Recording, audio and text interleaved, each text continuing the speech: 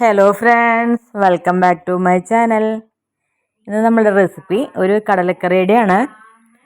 സാധാരണ പറയും പോലെ തന്നെ വീഡിയോ കാണുന്ന എല്ലാ കൂട്ടുകാരും ചാനലൊന്ന് സബ്സ്ക്രൈബ് ചെയ്ത് കാണണേ. അതുപോലെ വീഡിയോസ് ഇഷ്ടപ്പെടുന്നുണ്ടെങ്കിൽ ലൈക്ക് ചെയ്യാനും മറ്റുള്ളവരിലേക്കൊന്ന് ഷെയർ ചെയ്യാനും യുവർ ഫീഡ്ബാക്ക്സ് കമൻസായിട്ട് അറിയിക്കാനും മടിക്കാതെ ചെയ്യണേ. അപ്പോൾ നമുക്ക് വീഡിയോയിലോട്ട് പോയാലോ. എപ്പോഴും സബ്സ്ക്രൈബ് അയക്കുന്നുണ്ട്, ബുദ്ധിമുട്ടിക്കല്ല കേട്ടോ. നിങ്ങളെപ്പോലുള്ളവരെ സപ്പോർട്ടാണ് ഞങ്ങളെപ്പോലുള്ള ചെറിയ ചാനലുകാരെ ഒരു ഇൻസ്പിറേഷൻ. അത് കാരണം തുടർന്നും സപ്പോർട്ട് ചെയ്യണേ. നമുക്ക് റെസിപ്പിയിലേക്ക് പോയാലോ.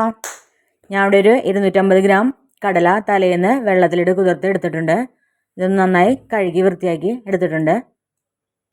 ഇത് കുക്കറിലോട്ട് ഇട്ട് കൊടുക്കാം. അതിനോടൊപ്പം തന്നെ ഒരു സവാള നീളത്തിൽ കട്ട് ചെയ്തുകൂടി ഇട്ട് കൊടുക്കാം. അതുപോലെ തന്നെ ഒരു ചെറിയ തക്കാളി,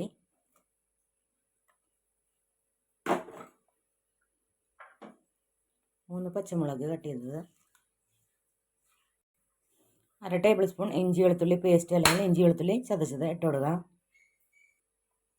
കുറച്ച് മഞ്ഞൾപ്പൊടി കൂടി ഇട്ട് കൊടുക്കാം. അതിനുശേഷം കടലയിലേക്ക് ആവശ്യമുള്ള ഉപ്പ്, കല്ലുപ്പാണ് ഞാൻ ഇട്ട് കൊടുക്കുന്നത്. ഇതിലേക്ക് ആവശ്യമായിട്ടുള്ള വെള്ളം ഒഴിച്ചു കൊടുക്കാം. 250 ml കപ്പാണ്. ഇതിൽ 3 കപ്പ് വെള്ളം ഒഴിച്ചു കൊടുത്തിട്ടുണ്ട്. ഇത് നമുക്ക് നന്നായി വേവിച്ചെടുക്കാം.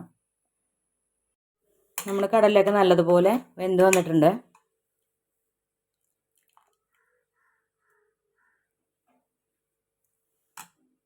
ഇനി ഇത് വറവിടാം.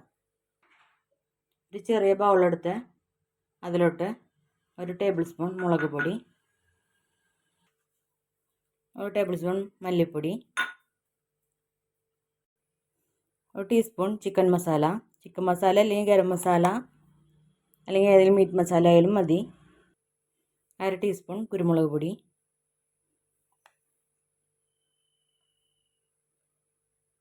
എടുത്ത് വെച്ചിട്ടുണ്ട്. ഇത് വറവിടുമ്പോൾ ഇടാനായിട്ടാണ്.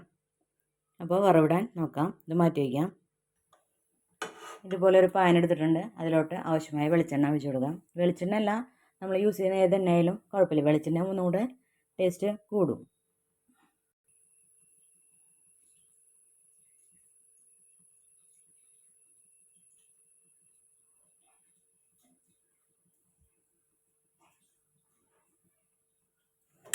അതിലോട്ട് കുറച്ച് ചെറിയ ഉള്ളി ചെറുതായി കട്ട് ചെയ്തത് ഇട്ട് കൊടുക്കാം. അതിനോടൊപ്പം തന്നെ കുറച്ച് കറിവേപ്പില കൂടി ഇട്ട് കൊടുക്കാം.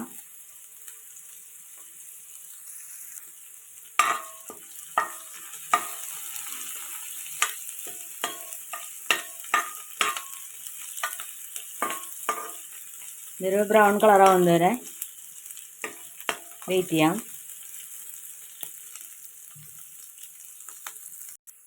ഉള്ളിയൊക്കെ നന്നായി മുരിഞ്ഞ് വന്നിട്ടുണ്ട്.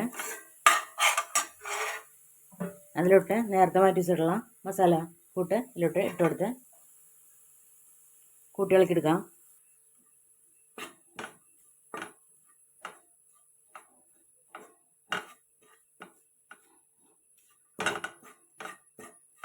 അധികം നേരം ഒന്നും വേണ്ട, ഒരു 2 സെക്കൻഡൊക്കെ ആകുമ്പോഴേക്കും മൂത്ത മണം വരും.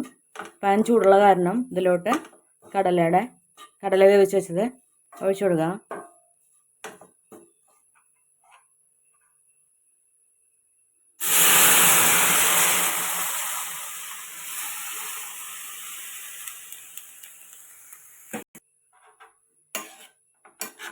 നമ്മുടെ കടലക്കറി റെഡി ആയിട്ടുണ്ട്. ഒന്ന് ഉപ്പൊക്കെ നോക്കണം കേട്ടോ. ഞാൻ നോക്കിയായിരുന്നു, കറക്റ്റാണ്.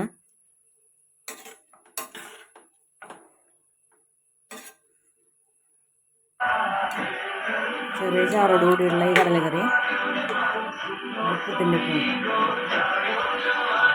ചപ്പാത്തിയുടെ ഒപ്പം ഞങ്ങൾ കഴിക്കാറുണ്ട്. നമുക്ക് ദോശയുടെ ഒപ്പം കഴിക്കാനും ഇഷ്ടമാണ്.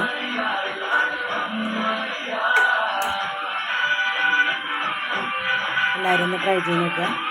സൂപ്പർ ടേസ്റ്റി ആയിട്ടുള്ള കടലക്കറിയാണ്.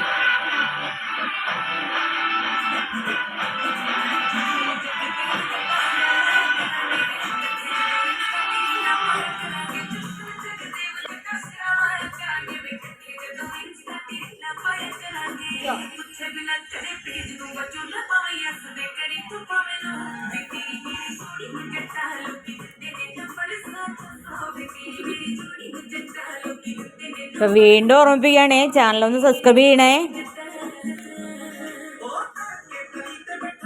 Thank you for watching.